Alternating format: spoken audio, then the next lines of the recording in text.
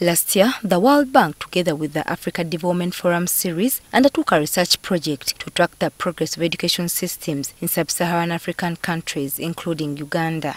This study mainly focused on the various government-run education systems. In its report, titled Facing Forward Schooling for Learning in Africa, the World Bank says that Uganda's education system has been in a slow decline for the last 25 years. And according to our analysis based on SACMEC data, about 90% of schools lack 5 of 6 basic conditions.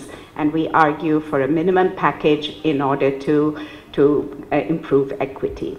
The report findings revealed that Uganda's universal primary education and its counterpart universal secondary education have made little progress since 2008 owing to several factors. Chief among these were the failure by students to reach the minimal proficiency levels in English and mathematics, with only 6% being able to read an English paragraph and only 2% able to solve a math problem. Poorly trained teachers who are also continually absent from duty, which in turn affects the learning of the pupils. Continued insistence on national assessment programs like PLE and UCE in the absence of a continued assessment program in schools, affecting the progression of pupils from primary level to secondary level. The high linguistic diversity within the country, which is affecting the performance of pupils due to the absence of a common language of instruction in schools. The report makes several recommendations which, if put into action, will spur the country's education sector.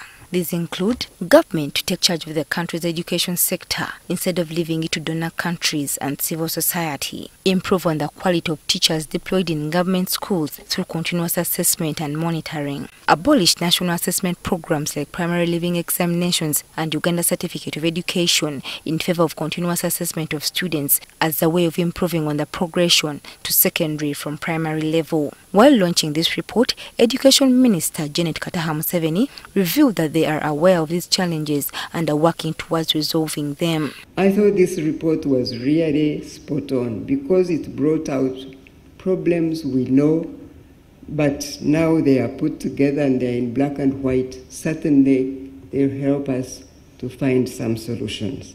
Now I'm saying that for Uganda this time. While the region walks, I think Uganda needs to run to catch up at least with our region first. World Bank Country Manager Anthony Thompson has noted that government should prioritize the education system because it is key to addressing some of the country's challenges like poverty and unemployment. Investing in people through nutrition, healthcare, quality education, jobs and skills helps to develop human capital, and this is key to ending extreme poverty and creating more inclusive societies. At this meeting, education analysts have also given their take on the report in relation to the country's education system. Because as children enter grade 1, primary 1, the storm awaits them.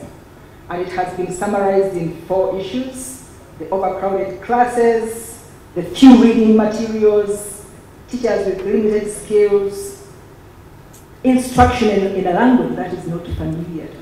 The bank has now warned government to take education as a serious issue if it is to achieve its national development plans. Joyce Nakato, NTV Tonight.